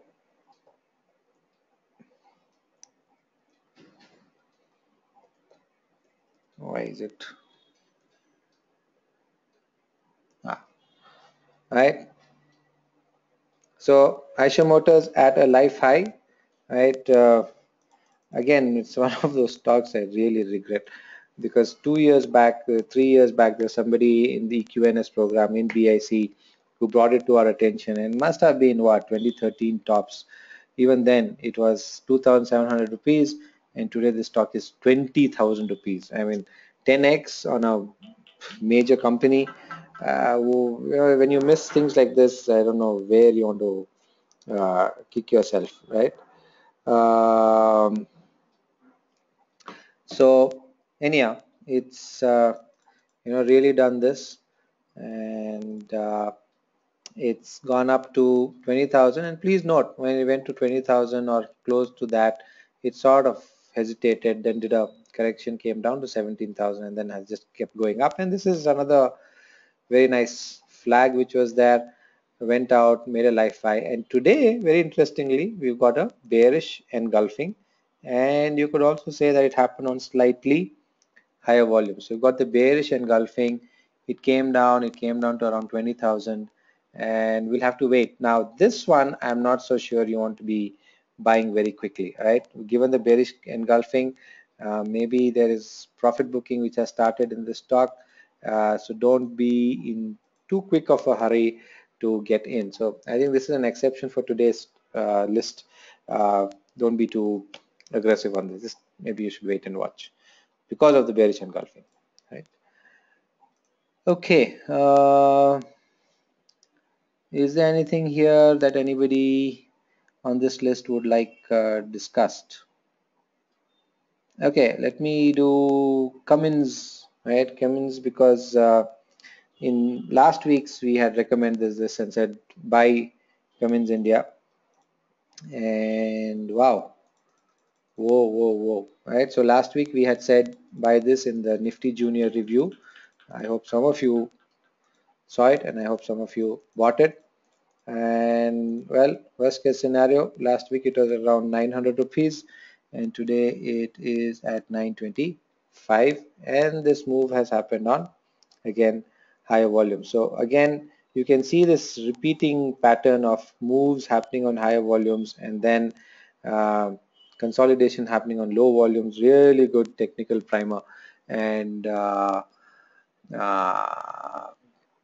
925, it goes up. It's got to break out of that level decisively around 925, 930. Who's B, by the way? Kindly identify yourself, right? And 925, if it breaks out, Bobby, the mystery man.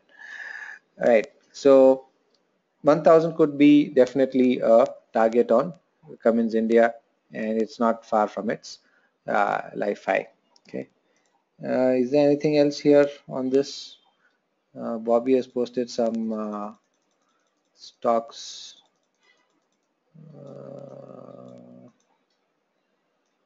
on this list. Okay, it's 10 o'clock. So, okay, let me do Infratel. These are some of the stocks we sort of don't look at.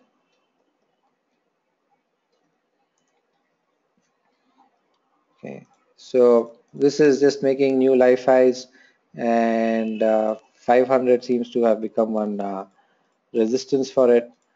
Some big move happened here, and huge volumes, and then really not gone up, stayed stuck for 1, 2, 3, 4, 5, 6 weeks. I think a little, it's little showing reluctance to break out, but now the volume picture gets difficult to read with this very high volume here, and we'll just have to wait. So 480 breaks out, then 500 is clearly on the cards. And oh, there was this news about Bharti selling all the African towers for $1.3 billion. I'm not sure if Infratel has anything to do with it.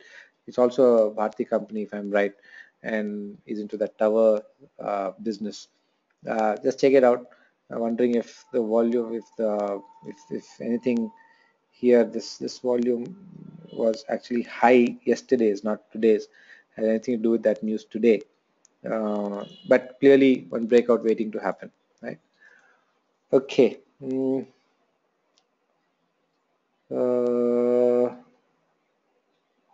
I think that's it from this list that catches my attention.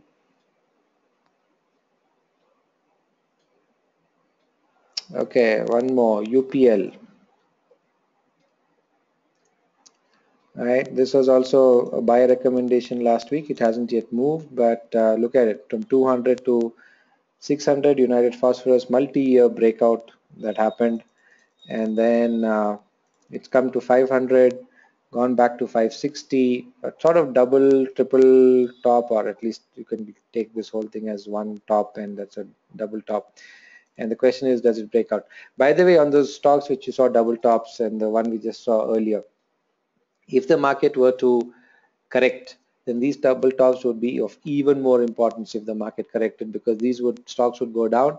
Then the breakout of those double tops were the ones you should actually be buying, not so much the just the fall, right? So especially when you've got some very well established ones like this, and the previous one that we saw, Kitex, not Kitex, which one was that?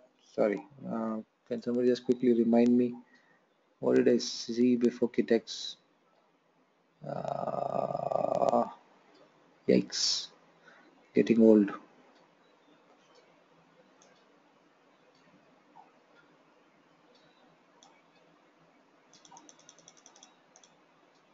Okay, fine, whatever. Okay, so Bobby has a list of stocks that he would like covered, and usually find some very unusual stocks. Moving on to something else, he's got Setco. Well, this is not listed in NSE, unfortunately. Is it a BSE stock? I don't know.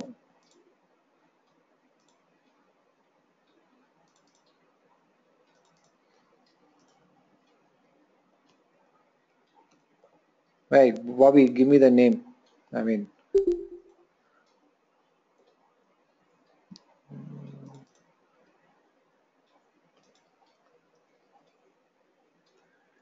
why is it going? The name here? is Setco.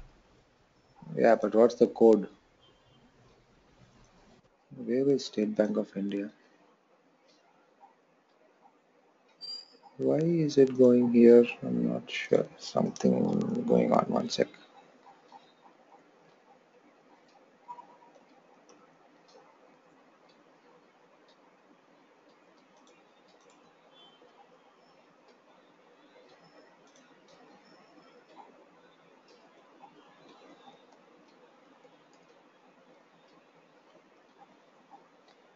One second. Alright, so this is Setco Auto. So why do you want us to look at this, Bobby? The weekly, is there a triangle? I wasn't sure.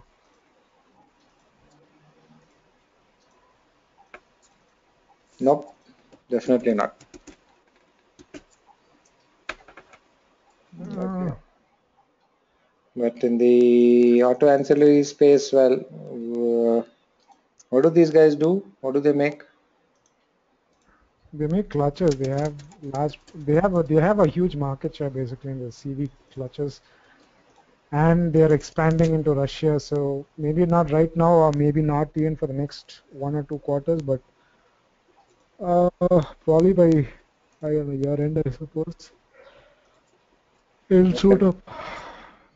All right, so something very dramatic happened in August. Huge volumes. It went from 150 to to what 207, just like Yeah. that. And again, some volumes in January of this year. Very high volumes. So it's been consolidating for what 5-6 months now. 230 to 280. We'll have to break out or break down. Then only we'll take a call on that. All right. Okay. What is this? Balamines do? Specialty chemicals, they had good results. A lot of the amines companies had good results. Fluorine, Gujarat Fluorine had good results. So some specialty chemicals are like doing well. What do this guy do here? What is Specialty Balaji chemicals, Amines? Is it? Is it Balaji yeah, Amines? yeah. All right. So well, Here it, another life high stock. This is the thing with Bobby. He knows all these crazy is names, there but a none. triangle? Why are you in love with triangles? Is a stam? Stamp. Well, I wouldn't so much call this a. So one sec. That's why I want to You ask got, you. this is the problem with stocks like this. You've got volumes of 3,500 per day, and it's tough to do good TA on stocks like this. And is this a triangle? I don't know. I just say forget about triangle, and even if it was, I wouldn't trust the measuring implication of this, right? I would just say wait for a breakout 120, or if you have some reason to believe that it should be bought at lower levels, if it comes down, then buy, right? Uh, There's no other that's pattern there. Well, there was clearly a multi-year breakout at 55 middle of last year, and then we can see that it went to almost 100 in 3 months. Cooled off. There's a nice consolidation that happened for 6-7 months. Again, one massive move, and again on really good volumes. I think this will just probably, break out again, and you just have to be very patient. So this is another stock I would say for the coming week. If it does correct, then pick it up. If at 195 or something like that, I think it would be a pretty good one. Right. Okay. Next was what? Nanathan Denim. Yeah. This is Nanathan Exim. Then where is Nanathan Denim? Is it called Nanathan Exim? Nandan, Nandan. Yeah. I don't have Nandan Denim. I've got Nandan Exim. Uh, Nandn. Just say type in denim. It should be easier. Nope. If you search for it, okay. Security name. Try NAN. Try NAN. And type NAN. Why NAN or NAM? NAN. No, I don't know. Nothing showing up here. But what was that? Some NAN came here. BSC 532641. But is this stock 105 rupees? It's 101. Okay, 101 today, right? 101 rupees 10 paisa. So yeah, probably looking at the same thing. Yeah, same thing. Yeah. Okay, so clearly a breakout happened here, and all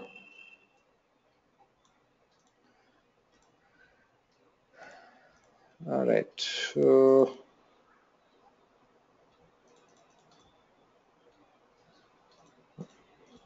amazing how this volume chart looks like. I wonder if it's manipulated. Let's look at this.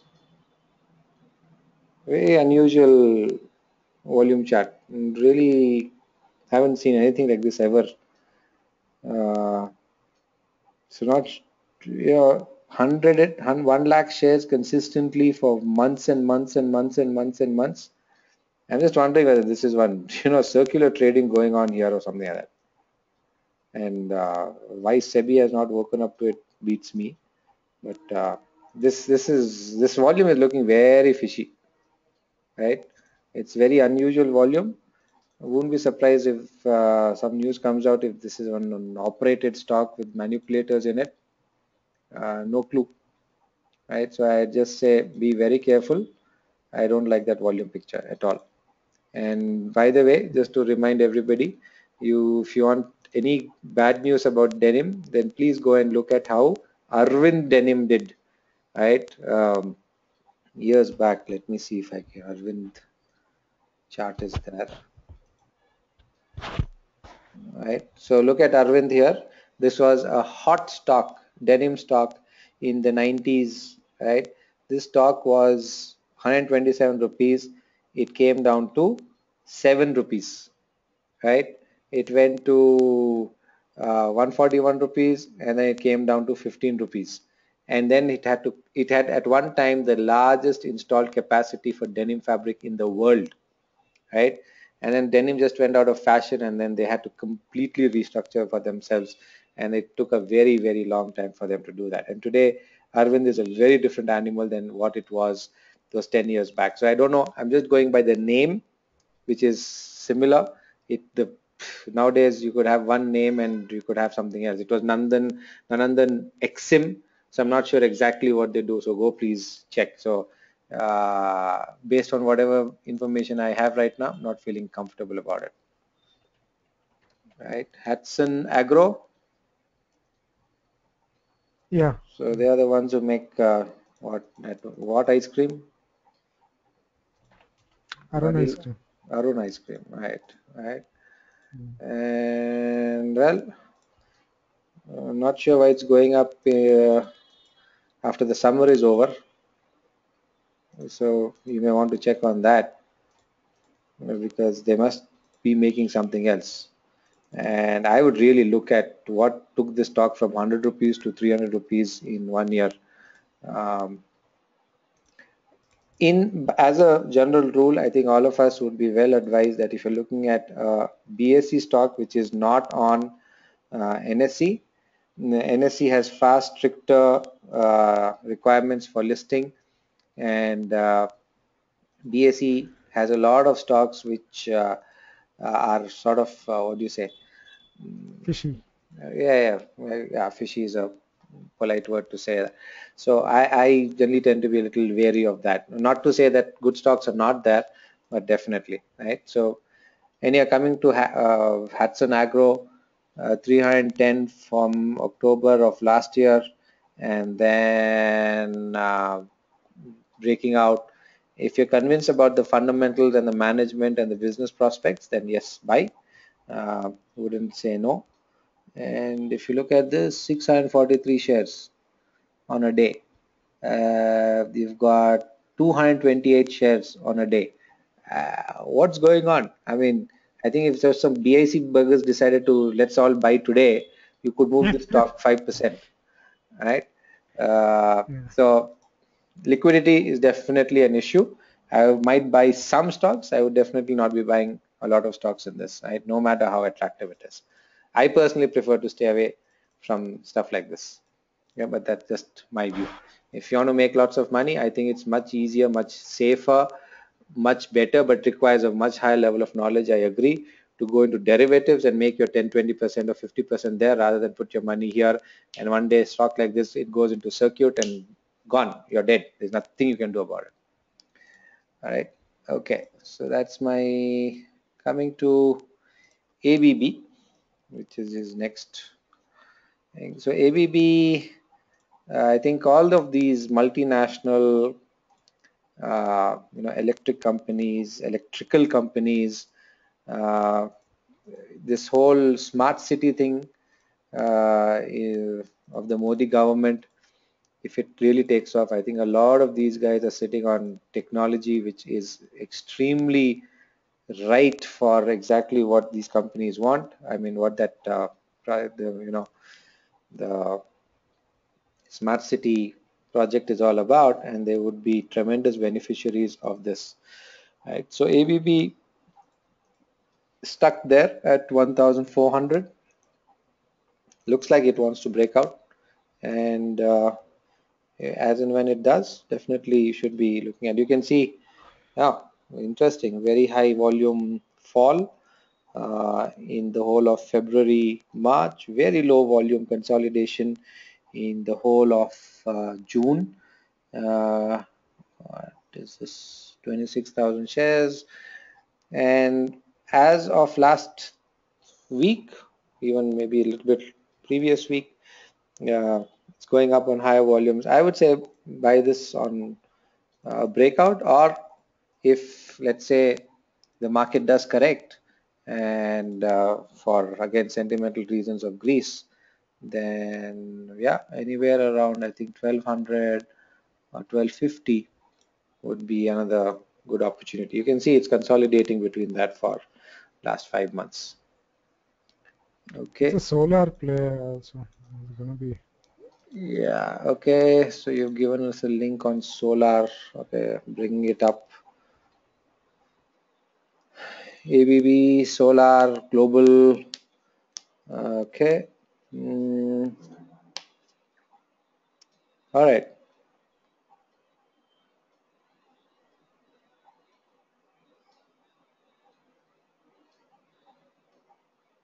Mm-hmm.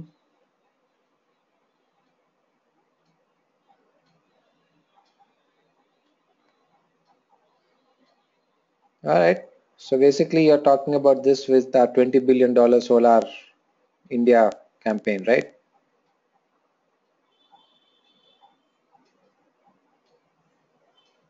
Hmm. Well, definitely one of the big guys looks like, but then also need to figure out who the competition is. And by the way, somebody gave a very interesting perspective, Srinivas, in the mentorship program today, that while all this is great, uh, there's also some news that given the size of the Indian market for, uh, where is this? With the 20 billion thing, apparently some Chinese companies, a lot of Chinese companies are interested. It's a huge order, but the Chinese companies are either required or are proposing that they will set up a manufacturing plant in India to manufacture it. And that would be like, wow.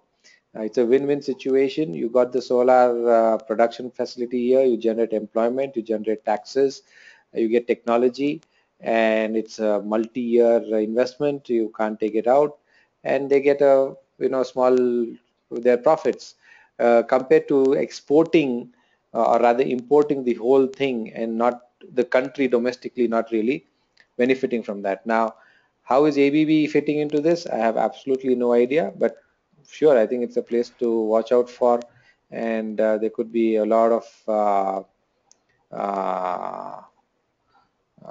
what mm, action in this space that could be very, very profitable, right? All right, right.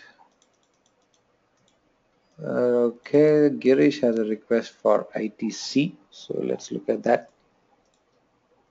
So ITC, first of all, FMCG, remember that, right, are not performing very well, and ITC is a big weight in uh, the FMCG index.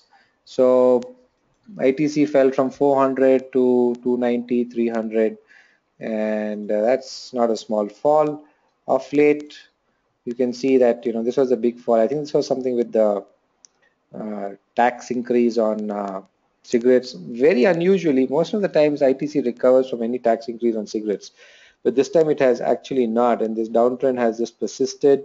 The support of around 315 has broken down, and it's then cracked here with a gap, but the volume down here has been not great, but on the upside also the volume has not really been great. There's a gap here which needs to close to go to 320, which it'll probably do. It's not much, but there's tremendous resistance all the way till 340. The only saving grace I would say is this downtrend line, which has for now been broken, but I would not be in any hurry to pick up ITC stock. Again, you can see that for a good 1 year, 2013, yeah, 2013, 2014, 2.5 years is basically, gone nowhere. On the other hand, this is a 290, 300 is a very good 2 year sort of support level, and could be a good fundamental buy, because this company itself has definitely been growing, expanding, and uh, will so if I was putting fresh money into this, I think I have better opportunities. But if I'm holding on to this, if I already have this stock, then I might hold on to it and watch very carefully where it can break 330, 340, and then only take the next call. Right? SID, NDL. What is NDL and what do they do? NDL. Any idea? Never heard of this. So clearly 80 good resistance, but it's obviously been broken, gone up nicely. High volumes. Yep, right. High volumes. Very nice breakout at 85. This is okay. I would definitely put this on my list of stocks to look at. Uh,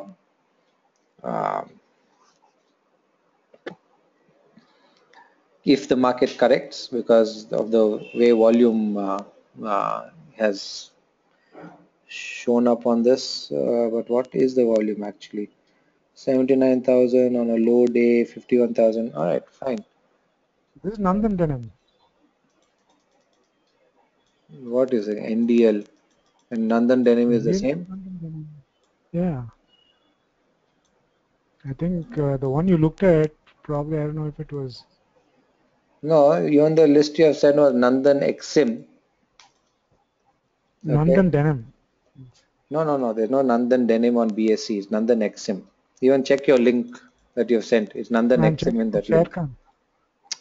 Check the link you sent just now on that what business or something. Yeah. Oh, sorry.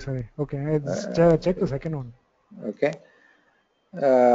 So, all right. So NDL is on Nandan XM. All right. Okay. So the volumes are good. I think it's the same thing, NDL and Nandan Denim. But looks like the bigger volume is clearly on NSE, right? It's almost 10 times higher on NSE. The volume 5 to 10 times higher than it is on BSE, right? So good. But again, I just will warn you about Arvind's thing, and I'm not saying it has to be the same way. I'm just putting out a word of caution, and technically, as long as it is good, just go ahead and looking good, definitely, technically, right? Company wise, denim is not a what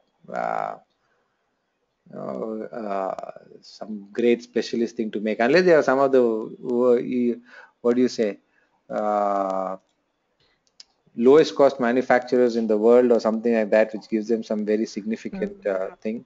The reason there's in business economics, there's one write-up on the Indian textile market and how denim is in demand from India, and also the competition, the global competition seems to be giving way to India to some Okay. extent. So even though it's not special, it's something huge. And the guys who tie up with the branded, Hmm. who supply to the branded, no, there's an increase in that Okay, so, also. so so have a look at this. It's Overall, basically what you're doing is a competitive shift from China to India, right? Chinese yeah, fabric costs 10 to 15 cents more than Indian things now. Who's to say this can't shift the other way quickly, right? This is in my way. I mean, you might be buying million meters of fabric, and 15 cents is $100,000, right? And I get that, right? China is no more competitive, hence India becomes lucrative for international buyers.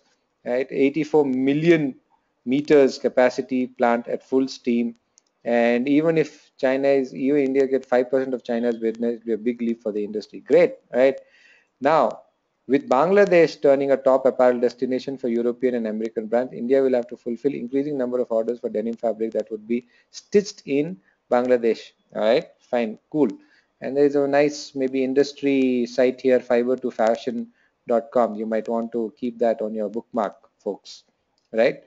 Uh, so, all this is great. Uh, what I'm only cautioning is you can quickly see this 15-cent thing go the other way. And, it says here, if you look at it, because yuan became stronger in late 2011 and the rupee has become weaker, right, in the last 1 or 2 weeks. What if the rupee goes back? You've got a forex risk here, basically, right? So it's good. I'm really glad we are looking at this because as of now, things are looking really good. But I think you've got a sense of the fundamental issues here. Oh, there's something about Pakistan here, right? One sec, right?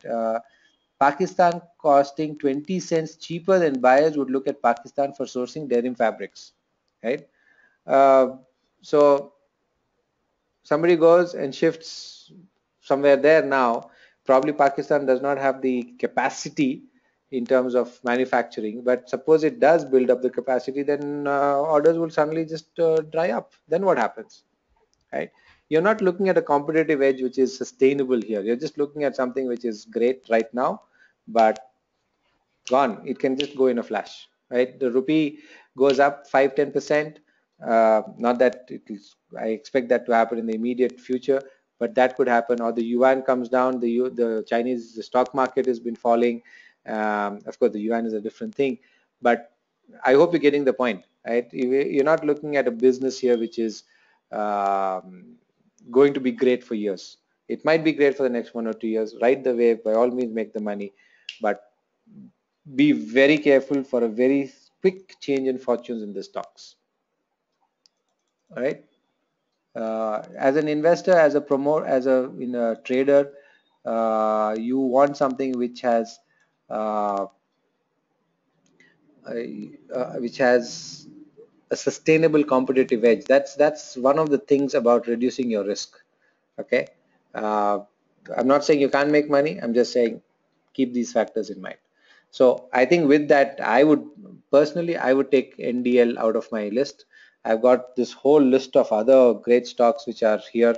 Why would I want to spend any time on any of these? Right? Okay. Any others? Nope. We're already, we're at 10:30. Right? Okay, so let's stop here. I hope it's been a very different IMR. I hope it's been something to really give us food for thought in terms of actually taking action. I hope you've got Greece in perspective. The idea is to be basically be prepared for any which way the market might move, whether it goes up, whether it goes down, whether it stays flat. You need to have your watch list. And I hope that what we went through this list today, and those of you who are in the mentorship program, Wealth Lab, have the full list. I'll generate today's list tomorrow and send it across. And then you've got the whole weekend to set yourself up for Monday and Tuesday, right? Great, super. So any closing comments by anyone before we close the webinar? All right, so just looking at Ashok Leland because well, one of the things Girish said is that he's a supplier to Ashok Leland and he's got 6 months orders from them, and they are definitely up to something. And what you can see in Ashok Leland is that it's stuck at 75. I think it's a matter of breaking out. When will it break out? That is obviously tough to tell, and there's nothing on the indicators to help us. You'll just have to wait and watch. But definitely, I think this is itching to break out. You can see low volume consolidation. All the up moves have happened on quite nice volumes, all from the last year. Down moves have happened on low volumes, and this is if it breaks out, then 80, 85, 90, 95, 100 will definitely make a lot of money. Again, FNO stock, you may want to consider doing this with options actually, uh, uh, especially somebody like Sid who likes vertical spreads. Think about it, Sid, 70 call, 75 call, or 75-80 spread, and just have to wait for that breakout to happen. Right, so this is also something I would put on our list. All right, and oh, there was the other one, I think UPL, right? UPL, United Phosphorus Limited, Infratel, and Kitex. Then there was, what else did we do? I think that's it.